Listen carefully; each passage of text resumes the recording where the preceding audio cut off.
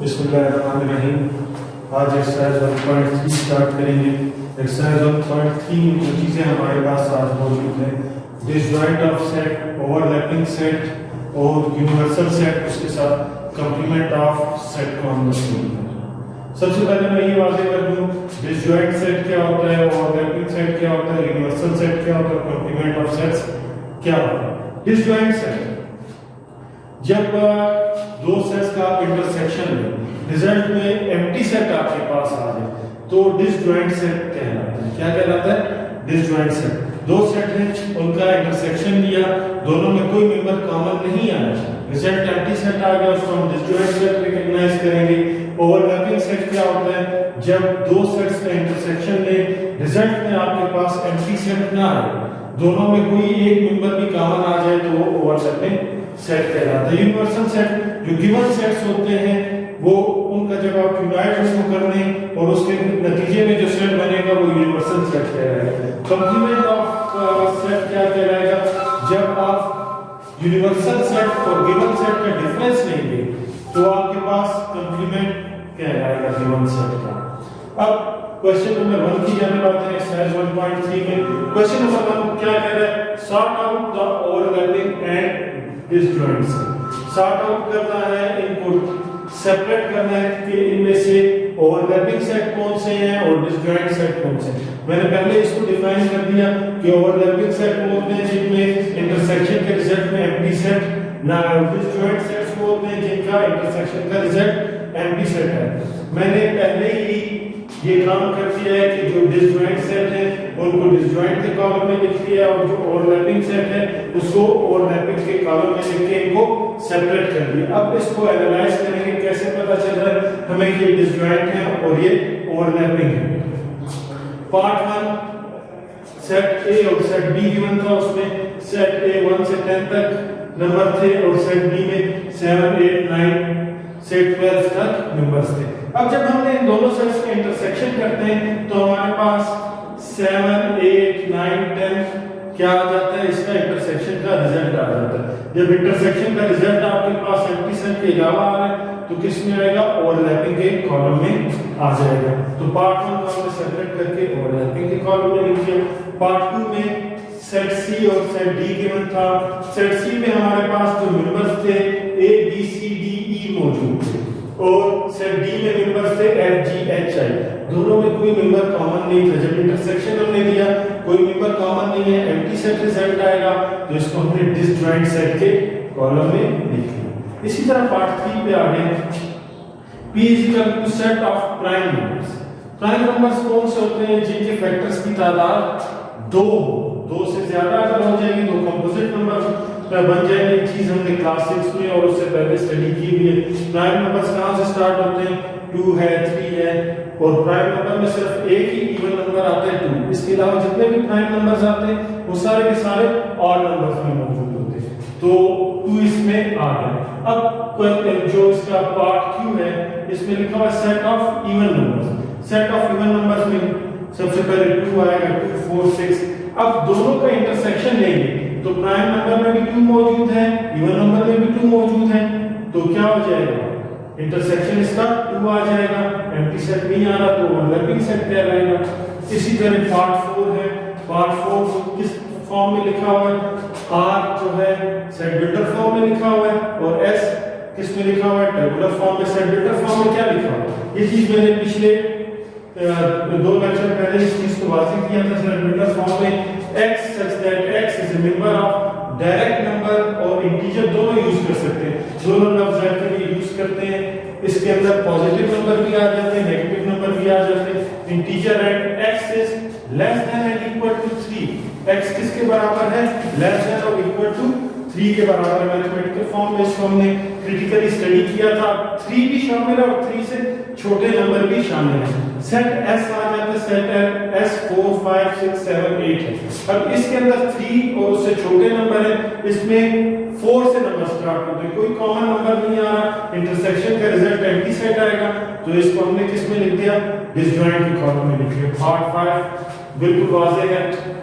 x में LMNOP लिखा हुआ है, y में NOPRTS मेंबर्स मौजूद हैं, एक के जो 3 मेंबर एन और पी दोनों सेट्स में मौजूद हैं, तो क्या हो जाएगा, इंटरसेक्शन का रिजल्ट हमारे पास एम्प्टी सेट नहीं आ रहा, तो इसको हमने ओवरलैपिंग सेट में लिख लिया। अब क्वेश्चन नंबर 2 पे चलते हैं। If u is equal to 1 से 20 तक नंबर लिखे हुए, then find complement of the following sets. a लिखा है, b है, c d e, ये सेट्स लिखे हैं।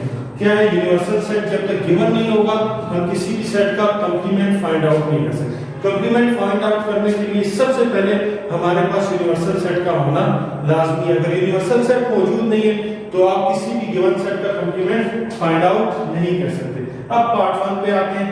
पार्ट 1 पे क्या कह रहे हैं, कंप्लीमेंट फाइंड आउट करना है। कंप्लीमेंट फाइंड आउट करने के लिए जो गिवन नंबर है उसके ऊपर हल्का सा कोई बार लगा लें या छोटा सा सी, दोनों में से कोई भी नंबर यूज कर सकते हैं। जनरली हम जो है एक स्मॉल बार लगा देते हैं, ए डैश कर देते हैं, इसको कंप्लीमेंट से रिप्रेजेंट करते हैं। अब ए कंप्लीमेंट का मतलब क्या होगा, यूनिवर्सल सेट लिखेंगे माइनस ए लिखेंगे। प्रीवियस लेक्चर में हमने डिफरेंस ऑफ टू सेट्स को स्टडी किया था, बिल्कुल वाज़ेह वो चीज थी। पहले यूनिवर्सल सेट लिखा जाएगा, फिर सेट ए लिखा जाएगा, दोनों सेट्स के कॉमन मेंबर कैंसिल आउट कर देंगे, खत्म कर देंगे।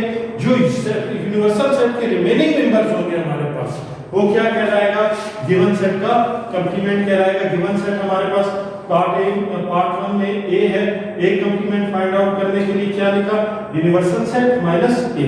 सबसे पहले यूनिवर्सल सेट लिखेंगे, यूनिवर्सल सेट के मेंबर 1 2 3 4 से 20, दरमियान में माइनस का साइन लग जाएगा।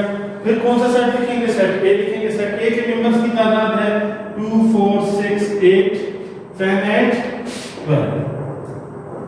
डेफिनेटली गिवन सेट के तमाम मेंबर जो है यूनिवर्सल सेट में मौजूद होते हैं, सारे मेंबर कैंसिल आउट हो जाएंगे। और जो सेट यू के रिमेनिंग मेंबर्स हैं, सेट यू के रिमेनिंग मेंबर्स हैं, वो हम लिख देंगे, वो क्या कहलाएगा, ए कंप्लीमेंट कहलाएगा। सेट यू के रिमेनिंग मेंबर्स क्या है, 1 लिखा जाएगा, 2 दोनों में मौजूद था, मैंने काट दिया। 3 लिखा जाएगा, 4 दोनों में मौजूद था, काट दिया गया। 5 लिखेंगे, 6 दोनों में मौजूद था, काट दिया। दोनों के कॉमन मेंबर्स नहीं लिखे जाएंगे, इसके अलावा अनकॉमन मेंबर्स जो है यूनिवर्सल सेट के जो लिखे जाएंगे वो ए कंप्लीमेंट कहलाएगा। 5 6 को छोड़ देंगे, 7 8 को छोड़ देंगे, 9 10 को छोड़ देंगे, 11 12 को छोड़ देंगे, क्या बच जाएगा हमारे पास 13। और उसके बाद कोई मेंबर कॉमन नहीं है तो एज इट इज लिख देंगे 14 15 16 17 18 19 एंड 20। ये क्या कहलाया हमारे पास, एक कंप्लीमेंट कहलाया। इसी तरह 2 पार्ट्स और मैं कर लूंगा, रेस्ट ऑफ द पार्ट्स आपको एज अ होमवर्क दूंगा। बी कंप्लीमेंट फाइंड आउट करना है। बी कंप्लीमेंट फाइंड आउट करने के लिए हम क्या करेंगे, यूनिवर्सल सेट कंपलसरी होगा। यूनिवर्सल सेट में से गिवन सेट बी सब्ट्रैक्ट कर देंगे। यूनिवर्सल सेट के मेंबर्स की तादाद क्या है, 1 2 3 से 20 तक मेंबर्स लिख देंगे, दरमियान में माइनस का साइन होगा। और उसके बाद सेट बी क्या है, 1 2 3 से 10 तक हमने मेंबर लिखे। दोनों सेट्स के कॉमन मेंबर्स को छोड़ के जो अनकॉमन मेंबर्स हैं वो लिख देंगे यूनिवर्सल सेट के। वो क्या कहलाएगा हमारे पास, बी कंप्लीमेंट कहलाएगा।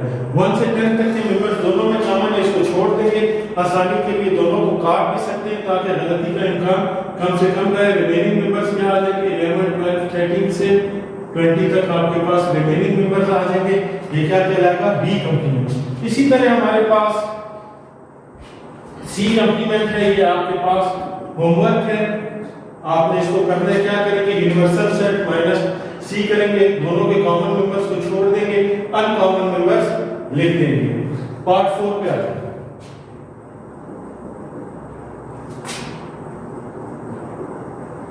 पार्ट 4 हमारे पास d इज इक्वल टू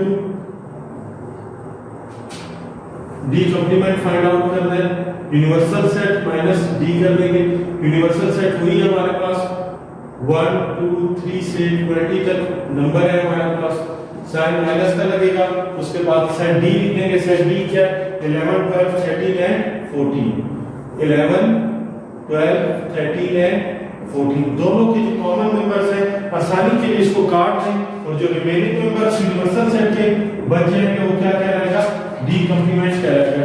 12 11 12 13 14 दोनों में कॉमन है, इनको छोड़ के जो रिमेनिंग मेंबर्स हैं वो हम लिख लेंगे 1 2 3 4 5 6 7 8 9 10 11 12 13 14 छोड़ देंगे 15 16 एंड 20 तक हम मेंबर्स लिख देंगे। ये हमारे पास क्या आ गया डी कंप्लीमेंट। इसी तरह पार्ट 5 है ई कंप्लीमेंट फाइंड आउट करना है। यूनिवर्सल सेट और ई सेट ई के मेंबर्स की तादाद भी सेम है, मेंबर्स भी सेम है, तो यूनिवर्सल सेट में जो रिजल्ट आएगा एम्प्टी सेट आएगा, इसको आपने एज अ होमवर्क सॉल्व करना है।